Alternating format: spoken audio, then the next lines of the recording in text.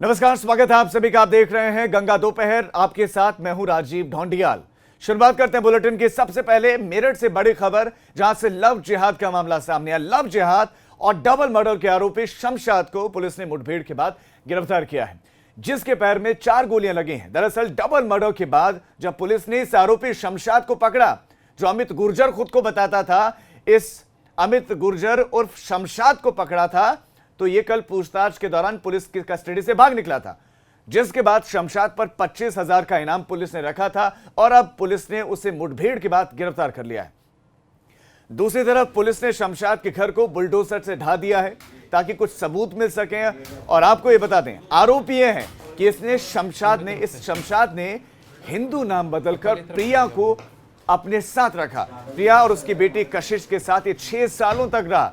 जब प्रिया को यह पता चला कि शमशाद विशेष संप्रदाय से जुड़ा हुआ है और विरोध किया, तो शमशाद ने मां बेटी की हत्या कर दी और शव घर के अंदर जमीन में गाड़ दिया।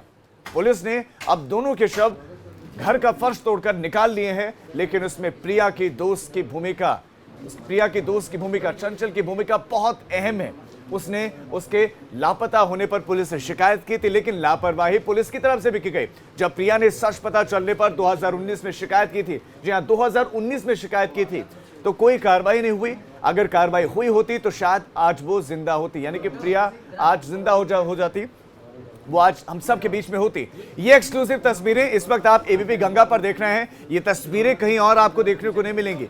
यही है, ये घर के भीतर का वही हिस्सा है जहां पर प्रिया को और प्रिया की बेटी को दफना दिया गया था। इस शमशाद ने उनको मौत के घाट उतार दिया, उनको मार दिया और उसके बाद इसी जगह दफना दिया था। घर के भीतर ही उसने गड्ढा खोदा, इतना बड़ा गड्ढा खोदा जिसमें प्रिया और प्रिया की बेटी आराम से आ जाए। और एक्सक्लूसिव तस्वीरें आप सिर्फ और सिर्फ एबीपी गंगा पर देख रहे हैं। और लव जिहाद का मामला, और उसके बाद प्रेम के जाल में फंसाकर मार डाला प्रिया को, प्रिया की बेटी को मार डाला। 6 साल साथ रहने के बाद जैसे ही प्रिया को पता चला कि जिसके साथ वो रह रहे, जो अमित नाम से उसके साथ रह रहा है, वो दरअसल अमित नहीं। और उसके बाद इस शमशाद ने, जैसे पता चला, खुलासा हुआ, शमशाद ने मौत के घाट उतार दिया। शमशाद ने प्रिया को मार डाला। और इस खबर पर संतोष शर्मा हमारे सहयोगी और ज्यादा जानकारियों के साथ जुड़ गए। संतोष, इस तरह की घटनाएं एक के बाद एक सामने आ रहे हैं। दूसरी तरफ इस मामले में एक और पहलू यह भी है जिस पर बात अभी कम हो रही है, लेकिन एबीपी गंगा उस पहलू को नहीं छोड़ेगा। वो पहलू है पुलिस का। जिस युवती ने, प्रिया के जिस दोस्त ने इस मामले को उजागर किया है, उसका यह कहना है कि वो तो दर दर भटकी, वो पुलिस के अधिकारियों के पास जाती रही, लेकिन पुलिस ने क्या किया? कार्रवाई नहीं की। पुलिस ने एक काम बड़े अच्छे से किया, दबाव बनाने का काम। देखिए, ये इस पूरी घटना को लेकर के अगर मतलब अगर ये कहा जाए कि सोशल मीडिया के जरिए दोनों की दोस्ती हुई और उसके बाद शमशाद अमित गुर्जर बन गया और उसने कत्ल कर दिया, ये एक अपराध की दूसरी कहानी है। लेकिन सबसे बड़ी बात इसमें लापरवाही जो पुलिस की है वो लगातार सामने आ रही है। मेरठ पुलिस को 28 मार्च को जब प्रिया और उसकी 11 साल की बेटी कशिश लापता हो जाती है, तो प्रिया की जो दोस्त है, जिसने सबसे पहले मेरठ पुलिस से कहा था कि उसकी दोस्त से उसका संपर्क नहीं हो पा रहा है, वजह यह थी कि उसकी दोस्त से, प्रिया ने अपनी दोस्त से पहले ही कहा था कि उसका पति, जिसको वो अमित गुर्जर समझ रही थी, वो असल में शमशाद है। और उसके बाद से दोनों की दूरी बढ़ने लगी थी और इसको लेकर के दोनों के रिश्तों में तलखी आ गई। लेकिन जब अचानक से प्रिया की संपर्क नहीं हो पा रहा था अपने दोस्त से, तो लगातार इस बात को लेकर के वो चिंतित थी और उसने मेरठ पुलिस से संपर्क भी किया। लेकिन लगातार जो लापरवाही बरती गई, उसी का नतीजा है कि 28 मार्च को हत्या होने के बाद, 28 मार्च से आप अंदाजा लगाइए कि 4 महीने होने को हैं, तब जाकर के पता चला कि प्रिया और उसकी बेटी की हत्या कर दी गई, निर्मम हत्या कर दी गई। और इतना ही नहीं, उन दोनों माँ बेटी की लाश को घर में ही शमशाद ने गाड़ दिया था। यह अपने आप में एक बड़ी भयावह वारदात है कि शमशाद ने पहले एक लड़की को फेसबुक के जरिए दोस्ती करता है। लव जिहाद की यह घटना है, शुद्ध तौर पर लव जिहाद की घटना है कि शमशाद एक लड़की से उसको, लेकिन जो सो कॉल्ड सेक्युलर हैं, वो ये कह रहे हैं कि ये लव जिहाद का नहीं, इसको जानबूझकर लव जिहाद का मामला दिखाया जा रहा है, ये तो बल्कि प्रेम प्रसंग का मामला है। लेकिन संतोष, सवाल तो ये उठता है ना कि अगर प्रेम प्रसंग होता तो 6 साल में बता देता कि मेरा नाम अमित गुर्जर नहीं है, मैं तो कुछ और हूं, मैं तो शमशाद हूं। लेकिन उसने नहीं बताया, जैसे ही उजागर हुआ उसके बाद मार डाला। लव जिहाद की जो देखिए, लव जिहाद के यही परिभाषा अभी तक जो समझ में आ रही है, जो कोर्ट भी मानता है कि अगर आप अपने धर्म, अपना नाम, अपना छिपा करके किसी लड़की से या किसी व्यक्ति से आप संपर्क करते हैं, उससे शादी करते हैं और उसके बाद धोखा देते हैं, तो शमशाद ने यही किया। शमशाद था, उसने अपना नाम अमित गुर्जर बताया, फेसबुक के जरिए दोस्ती की। उसने दोस्ती के बाद भी उसने ऐसा नहीं कि उसने अपना प्रिया को अपनी पूरी असलियत बता दी होगी। जब प्रिया अपना घर छोड़ करके गाजियाबाद से मेरठ खरखौंदा में रहने आ जाती है, तब उसके साथ तब उसको पता चलता है कि ये अमित गुर्जर नहीं, शमशाद है। ये असलियत में, और ये शुद्ध तौर पर धोखा है, ये धोखाधड़ी है कि उसको लगा कि एक हिंदू लड़की शायद एक मुस्लिम लड़के के संपर्क में आने से गुरेज करे, इसलिए उसने अपना नाम अमित गुर्जर बताया था। अगर वो शमशाद बताता तो शायद उसको शक होता कि प्रिया उसके पास नहीं आएगी, उससे बात नहीं करेगी। बिल्कुल, जानकारी छुपाई गई। संतोष बने रहे, मैं आपके पास लौट रहा हूं, जरा दर्शकों को पूरा का पूरा मामला समझा देते हैं कि कहां से कहानी शुरू हुई और मौत तक की कहानी जब खत्म हुई तो कैसे इस बीच में ये कहानी आगे बढ़ती चली गई। ये पूरे के पूरे मामले की अगर हम बात करें तो इसकी शुरुआत कहां से होती है, ये सिलसिलेवार हम आपको ग्राफिक्स के जरिए समझाते हैं। शुरुआत होती है सोशल मीडिया का कैसे दुरुपयोग किया गया। फेसबुक पर बताया गया, अपना नाम अमित गुर्जर बताया, दोस्ती की गई। बिहार के रहने वाले शमशाद ने अमित गुर्जर बनकर बात की, प्रेम जाल में फंसाकर प्रिया और उसकी बेटी के साथ 6 साल तक रहा। 1-2 साल नहीं, 6 साल तक रहा। प्रिया ने सच पता चलने पर विरोध किया तो प्रिया और उसकी बेटी का मर्डर कर दिया, हत्या कर दी। मां बेटी की हत्या के बाद शव को घर में ही गाड़ दिया, घर में ही दफना दिया शमशाद ने। उसके बाद प्रिया की खबर ना होने पर दोस्त ने शिकायत दर्ज करवाई तो हत्याकांड का खुलासा हुआ। उजागर हुआ हत्याकांड। पुलिस ने घर में फर्श तोड़कर मां और बेटी के शव को निकाला। आरोपी शमशाद को हिरासत में लिया गया, लेकिन पुलिस कस्टडी से यह शमशाद भाग निकला था। उसके बाद 25,000 रुपए का इस शमशाद पर इनाम रखा गया। सबूतों के लिए घर पर बुलडोजर चला और आज पुलिस ने शमशाद को मुठभेड़ के बाद पकड़ा है। इसके पैर में 4 गोलियां लगी, आसानी से नहीं पकड़ा गया। और इस वक्त फोन पर हमारे साथ चंचल जुड़ गए हैं, जो प्रिया की दोस्त हैं और जो महत्वपूर्ण उन्होंने भूमिका निभाई इस पूरे के पूरे हत्याकांड को उजागर करने में, इस लव जिहाद के मैटर को उजागर करने में। चंचल, सबसे पहले आपको कैसे शक हुआ था, पूरा का पूरा मामला आपके जानकारी में कब आया था, यह आप दर्शकों को बताएं। सर, मेरी फ्रेंड से मेरी रेगुलर बात होती रहती थी जी। तो मेरे को मतलब उससे बात नहीं हुई थी, तो मुझे टेंशन हो गई थी कि बात क्यों नहीं हो रही है। मेरा मतलब नंबर वो उठा नहीं रही थी, ब्लैक लिस्ट में जा रहा था। शमशाद को मैं कॉल कर रही थी कि मेरी बात कराओ, लेकिन वो बात नहीं करा रहा था। पूरे दिन मेरे को गुमराह रखा उसने। कभी कहता है कि कपड़े धो रही है, कभी कहता है कि करना नहीं चाहती बात, कभी आवाजें मारता है कि सुन नहीं रही है। तो मैंने कहा कि बेटी से करा दो ना, उसने मेरी बेटी से बात कराई। मैंने कहा ऐसा तो कभी हुआ नहीं है कि वो मुझसे बात ना करे, कुछ ना कुछ तो वजह है।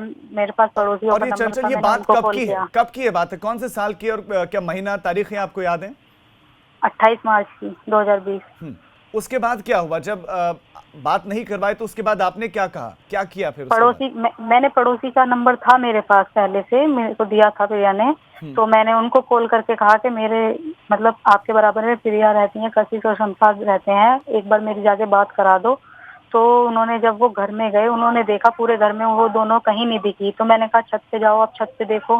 तो वो छत पे भी गए तो छत पे ये अकेला बैठा था और ये उन्हें देखते ही इसकी हालत खराब हो गई और पसीने पसीने हो गया था। इसके फेस पे नखून के भी निशान थे। तो मैंने कहा इसे फोन दो। जब मैंने इससे पूछा, मैंने कहा प्रिया कहाँ गई है, कहाँ गई वो, दोनों को कहाँ करा है?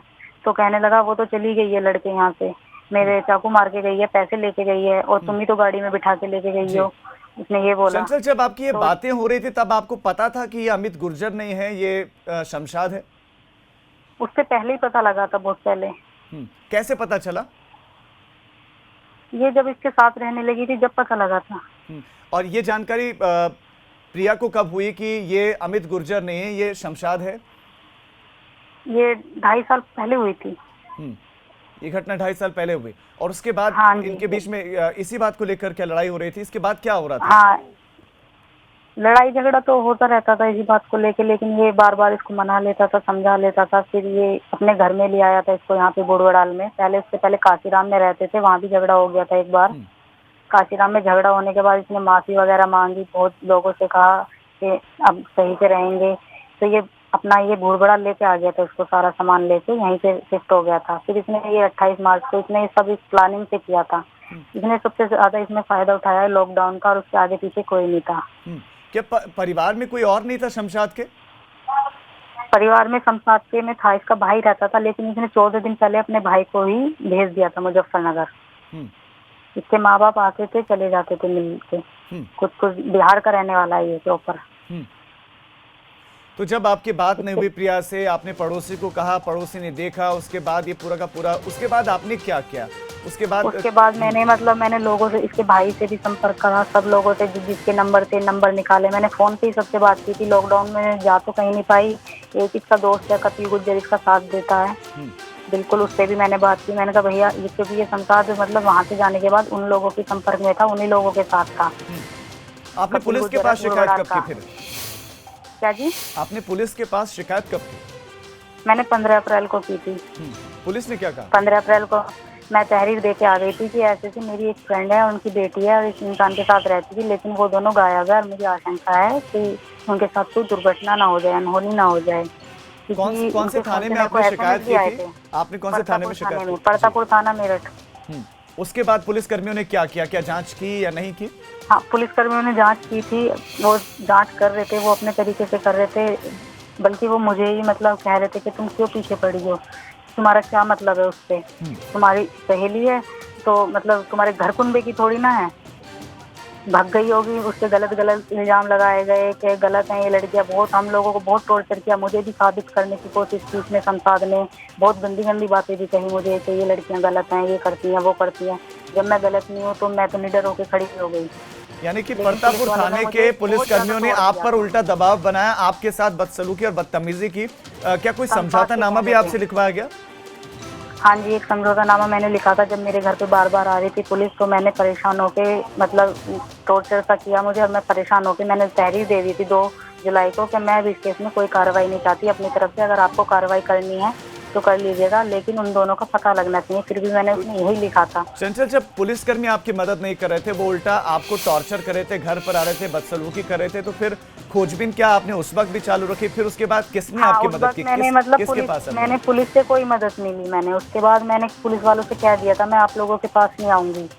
फिर मैंने फोन पे इधर उधर मैंने 2-4 दिन में इतना डिस्टर्ब की कि मैं इतना मानसिक रूप से भी परेशान हो चुकी थी। एक मन मेरा भी कर रहा था कि तू खुदकुशी कर ले,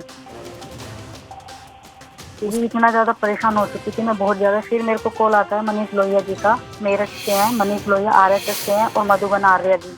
इस केस में पूरा योगदान रहा है। उससे पहले मेरे को नीरज शर्मा जी हैं, वो भी मेरे साथ गए थे, उन्होंने भी संघर्ष किया है काफ़ी लोगों ने, लेकिन इस केस में पूरा योगदान उनको ही जाता है। कि मनीष लोहिया जी नहीं होते ना, उन्होंने पूरी हिम्मत दिखाई और वो मेरे को SSP ऑफिस लेके गए। चंचल, आपका ABP गंगा के साथ जुड़ने के लिए शुक्रिया। तो जिन्होंने इस पूरे प्रकरण को उजागर किया है, जिन्होंने लगातार कोशिश की, पुलिस के टॉर्चर को सहने के बाद भी इस मामले को उठाया, और पुलिस ने भी आखिरकार मदद नहीं की। ऐसा नहीं कि पुलिस ने आखिरकार मदद की हो, पुलिस ने मदद नहीं की। जो चश्मदीद हैं, जो प्रिया की दोस्त हैं, वो ABP गंगा के साथ जुड़ी, और जो खुलासा उन्होंने किया है वो हमने आपको सुनाया भी है और साथ साथ बता भी रहे हैं। सीधा रुख करते हैं संतोष का। संतोष, पुलिस से बहुत उम्मीदें रहती हैं, लेकिन ये खाकी ऐसा लगता है कि लोगों का विश्वास तोड़ने पर आमादा है, और आखिरकार मदद पुलिस ने नहीं की। वो कह रहे हैं कि वो RSS के पास गए और कोई सदस्य थे RSS के, उन्होंने मदद की, उन्होंने पुलिस पर दबाव बनाया, तब जाके पुलिस तो उल्टा उनके साथ बदसलूकी कर रही थी, बदतमीजी कर रही थी, टॉर्चर कर रही थी। ये शब्द है उनके। देखिए, प्रिया की जो दोस्त ने बयानी की है वो अपने आप में उत्तर प्रदेश पुलिस का वो चेहरा बेनकाब किया है, जो सिर्फ एक मेरठ पुलिस का ये चेहरा नहीं है, पूरी उत्तर प्रदेश पुलिस की यही हाल है। आप थाने में फरियाद नहीं सुना सकते हैं। आप थाने में अगर अपनी बात लेकर के जाएंगे और आपके पीछे कोई अगर सोर्सफुल व्यक्ति नहीं है, आपकी जेब भरी नहीं हुई है, पुलिस वालों की जेब नहीं भर सकते हैं, तब तक आपकी कोई फरियाद नहीं सुनेगा। प्रिया की दोस्त ने 15 अप्रैल को, सबसे महत्वपूर्ण बात कि 15 अप्रैल को उसने मेरठ के परतापुर थाने में अपनी सहेली और उसकी बेटी की गुमशुदगी की तहरीर दी। लेकिन उसके बाद पुलिस क्या करती है कि पीड़िता जो सूचना दे रही है उसी को इतना प्रताड़ित कर दिया कि उसने कंप्रोमाइज़ कर लिया। उसने कहा हमें भैया कुछ नहीं चाहिए, हमें कोई इसमें कार्रवाई नहीं चाहिए, लेकिन उसको ढूंढ के दीजिए। ये मेरठ पुलिस की असंवेदनशीलता है कि वहाँ पर वो लड़की कह रही है कि मेरी सहेली उसकी बेटी गायब है, आप ढूंढ लीजिए। तो मेरठ पुलिस ने इतना दबाव दबाव बनाया कि वो कह रही है कि मुझे लगा कि हम खुद आत्महत्या कर लें। ये बहुत शर्मनाक है अपने आप में कि जो लड़की अपने सहेली के लिए, उसकी नाबालिग बेटी के लिए ढूंढने की गुहार लगा रही है, उसको इतना प्रताड़ित किया जाता है। और 15 अप्रैल से लेकर के अब 3.5 महीना हो गया, अब जाकर के खुलासा हुआ। पूरी घटना को लेकर के 4 महीने हो गए, लेकिन अब जाकर के खुलासा हो रहा है। मेरठ पुलिस अब घर से लाश बरामद कर रही है। ये अपने आप में लापरवाही की इंतहा है कि किस तरीके से मेरठ पुलिस में दीमक की तरीके से जो पुलिसकर्मी थे कि उनको इसमें भी संवेदनशीलता नहीं नजर आई। वो जो लड़की अपनी बात बताने गई, अपनी सहेली की बात बताने गई कि उसकी सहेली लापता है, उसी के ऊपर वो कहीं ना कहीं डोरे डालने लगे थे। ये एक बहुत महत्वपूर्ण बात है। तभी एसएसपी मेरठ ने एक दरोगा को लाइन हाजिर किया, जो उसकी दोस्त बता रही थी कि परेशान करने लगा था। इसी को लेकर के एसएसपी मेरठ अजय सैनी ने एक सब इंस्पेक्टर को लाइन हाजिर किया। लेकिन सवाल इस बात का है, क्या सब इंस्पेक्टर, क्या इंस्पेक्टर, क्या सीओ पर कार्रवाई करने से हालात सुधरेंगे?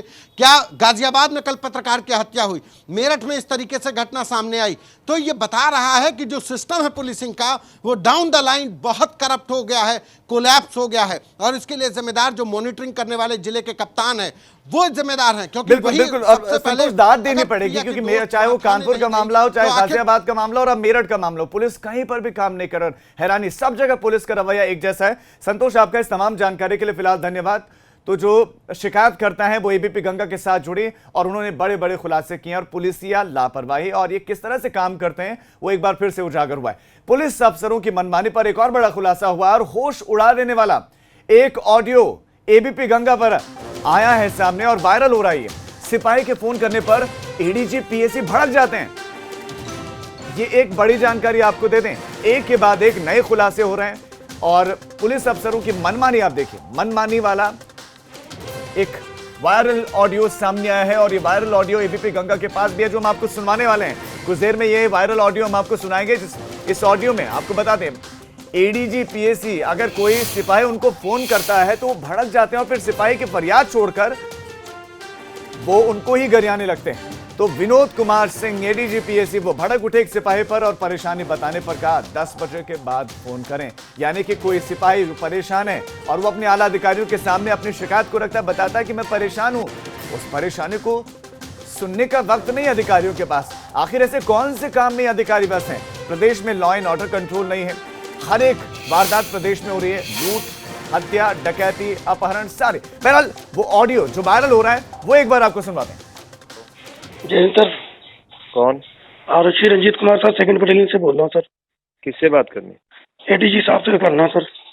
क्या आग लगी है सुबह सुबह 8 बजे? क्या हो गया सर? वो अभय खान बड़े बाबू सर हमको परेशान कर रहे हैं सर, वेतन नहीं लगा। बदतमीज कहीं का, 10 बजे के बाद फोन करना, मारूंगा थप्पड़ खींच के। 10 बजे के बाद बात करना। जय हिंद सर। कौन? आरक्षी Ranjit Kumar sir, second battalion से बोल रहा हूँ सर। किससे बात करनी? एडीजी साहब से करना सर। क्या आग लगी है सुबह सुबह 8 बजे? क्या हो गया सर? वो अभय खान बड़े बाबू सर हमको परेशान कर रहे हैं सर, वेतन नहीं लगा। बदतमीज कहीं का, 10 बजे के बाद फोन करना, मारूंगा थप्पड़ खींच के। 10 बजे के बाद बात करना। जय हिंद सर। कौन? आरक्षी Ranjit Kumar sir, second battalion से बोल रहा हूँ सर। किससे बात करनी? एडीजी साहब से करना सर। क्या आग लगी है सुबह सुबह 8 बजे? क्या हो गया सर? वो अभय खान बड़े बाबू सर हमको परेशान कर रहे हैं सर, वेतन नहीं लगा। बदतमीज कहीं का, 10 बजे के बाद फोन करना, मारूंगा थप्पड़ खींच के। 10 बजे के बाद बात करना। जय हिंद सर। यही है, यही ये कह रहे हैं कि थप्पड़ मारूंगा, 10 बजे के बाद फोन करना। क्या आग लगी है, ये इनके शब्द हैं और ये पढ़े लिखे खुद को जरूर कहते होंगे, लेकिन इनकी भाषा शैली ये कहीं से नहीं दर्शाते कि इन्होंने पढ़ाई की होगी। आप इन तस्वीरों, इस ऑडियो को आपने सुना होगा। सिपाही बड़े विनम्रता से अपनी बात को रखने, अपनी परेशानी को रखना चाहते हैं, लेकिन साहब तो सुनना ही नहीं चाहते हैं।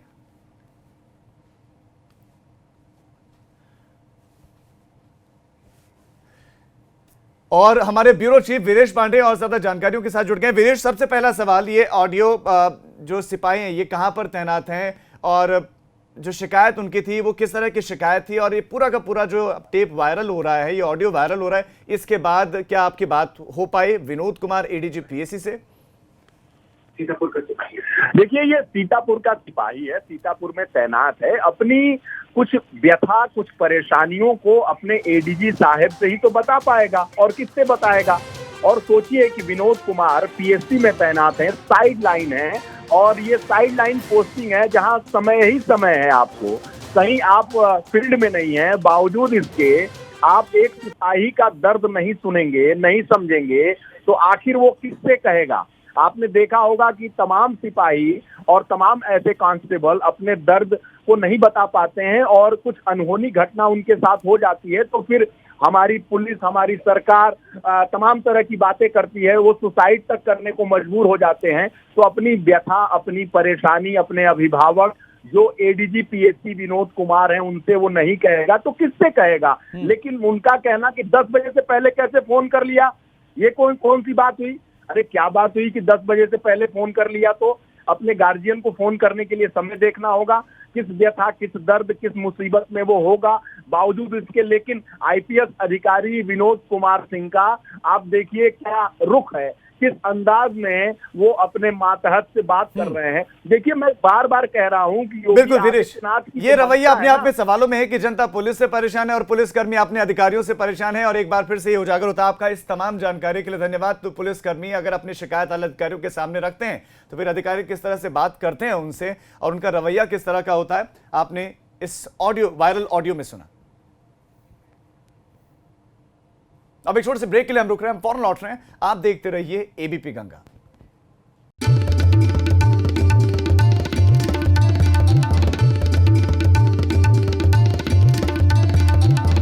आप देख रहे हैं एबीपी गंगा, खबर आपकी, जुबान आपकी।